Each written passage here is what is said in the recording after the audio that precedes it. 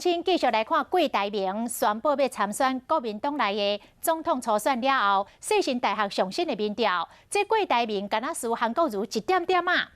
若是甲这个蔡英文、甲赖清德，也则是甲这个郭文哲来做比拼，郭台铭伊的民调拢是上悬的，是互民进党袂少的压力。讲郭台铭伫咧宣布参选进前，有先甲消息透露互民进党的郭建明知影。哪像是想要来拍破压力？问题是国民党的总统初选战况是真激烈，到时阵敢一定就是郭台铭代表国民党出来选总统，还阁真有他瞧咧。淡水武圣宫请示了后，鸿海党市长郭台铭宣布参选2020年国民党党内总统初选，也来这参拜是民进党总调郭建明带来的。段英第一次去武成宫是我带他去的，他有找人带话，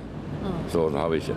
世新大学民意调查中心伫4月17，1068采用之下，伫郭文哲有加入的郭台铭是以35.6%赢过台北市长郭文哲25.2%，总统蔡英文20.2%。若是民进党换做赖清德参选，郭台铭依然是32.1%，郭文哲25.8%，赖清德是23%。不过，若是伫党内咧，伊是输韩国瑜0.8%。我觉得他们是各有擅长啊，所以咬得很近。我们希望的是，真的大家不要也在这时候不要去产生太大的纷争。我想这是一时的，那么长久的百姓还是去思考，郭台铭这么大的基业在中国，会不会受到中国的威胁跟